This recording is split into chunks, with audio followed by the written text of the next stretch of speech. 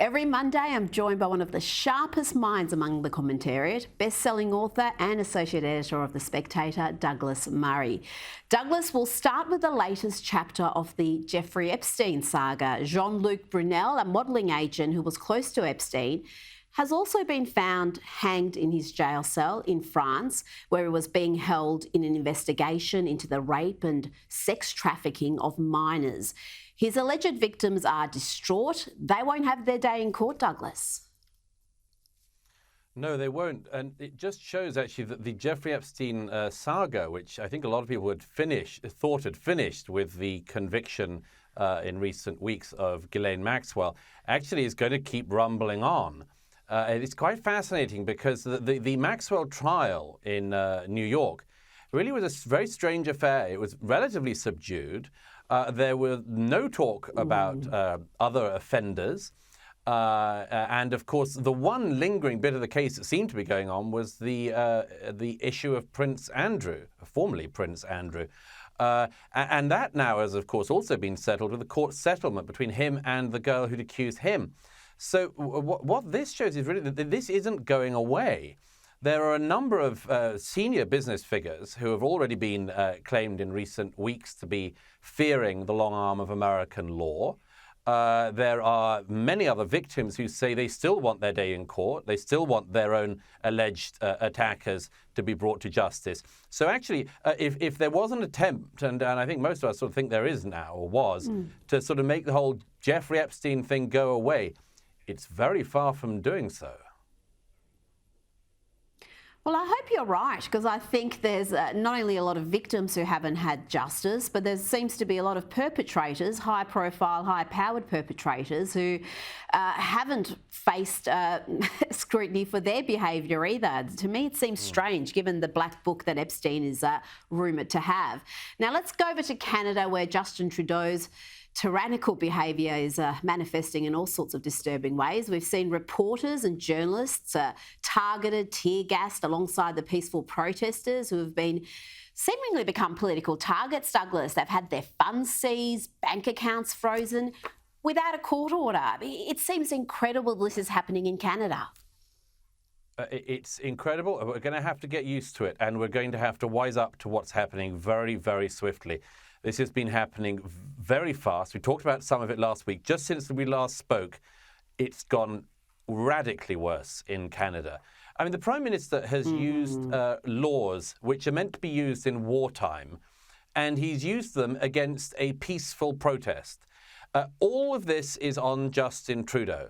You know, there is no need for any of this to have happened. Any reasonable democratic leader should have been able to listen to the concerns of peaceful protesters and try to effectively listen to their concerns, negotiate with them, pacify them where possible, give in where possible, and more. And from the very beginning, Justin Trudeau totally eschewed that possibility.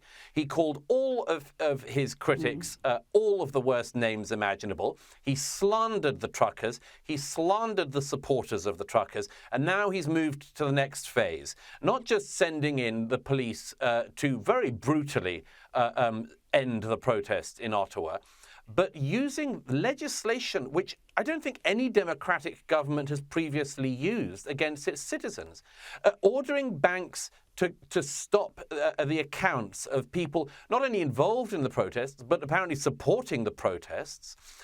We've seen businesses targeted by the police. We saw the owner of a gelato shop fearing for her business because she'd made a small donation to the truckers' protest. This is absolutely totalitarian behaviour that's been going on from the Trudeau government. It's a scandal that in an ordinary season would have been brought up at the United Nations, but the democracies of the world don't seem to be caring about it. I hope the citizens of the democracies like us do. Well, that's what I was going to ask next. I've just been shocked by the lack of condemnation from world leaders. If they would have said something, if this sort of crackdown was happening in Cuba or somewhere in the Middle East, you've got peaceful protesters being absolutely monstered. and yet there seems to just be a level of comfort with it amongst other democracies. Is this a sign of what we can all expect down the track, that if you protest against a government, that they will punish you? Well, it's just a nightmare scenario, and it's unfolding before our eyes in Canada. This is the sort of thing that people claimed in, the sort of wildest people we might have said were conspiracy theorists, the sort of most hyperventilating sort of people might have said that, one day a democratic government will come for peaceful protesters and ensure that honest, decent, peaceful people can't even have a bank account, and are effectively driven to the margins of not just the economy, but society as a whole. That was the sort of thing that you would have, you'd have sort of dismissed somebody even 6 months ago who claimed that. Here it is happening in Canada. And it's just no laughing matter for anybody, because if a democratic government can get away with this, they can get away with anything. And some people will say, well, I like Trudeau. I can't quite imagine who'd say that now. But there clearly are Canadians who say, I like Trudeau. And there will other be people who say, well, I dislike the truckers. Fine. We'll swap it the other way round. Imagine a situation where a government that agreed with the truckers, whose demands are not by any means outrageous. Imagine if there was a government that agreed with the truckers and the protesters looked more like little Justin Trudeau.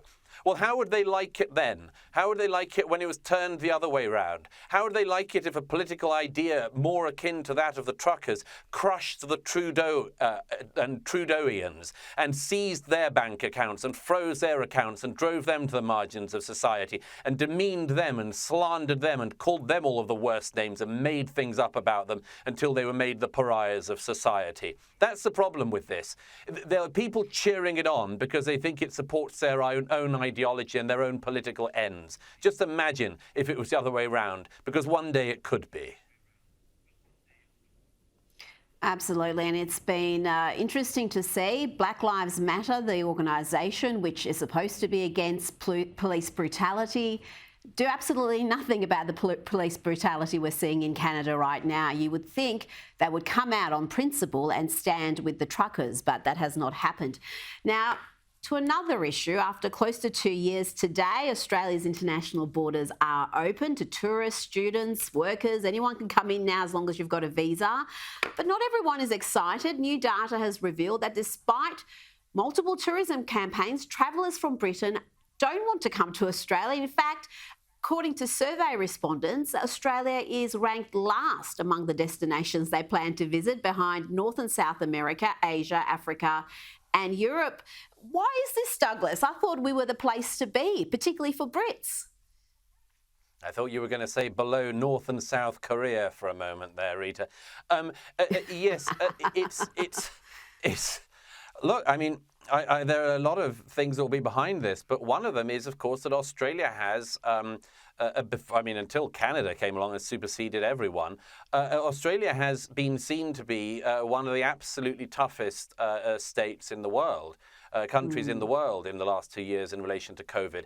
It's put on a very unappealing face, I think, to much of the world. And it's inevitable that, tourism isn't just going to pick up like that. It hasn't anywhere, by the way, which has put on that kind of unwelcoming face, because tourists, or potential tourists, quite understandably think, well, they went so far with all the lockdown stuff. Is there any certainty they're not going to get into all of that stuff again? I think it's going to take a long time, actually, for countries like Australia to get tourism back. And it's just not a surprise. I think it's a tragedy for the Australian tourism sector, which, goodness knows, like all tourism sectors around the world, needs the work, needs the business. But, people don't forget these things fast, just as I don't think they're going to forget Canada fast.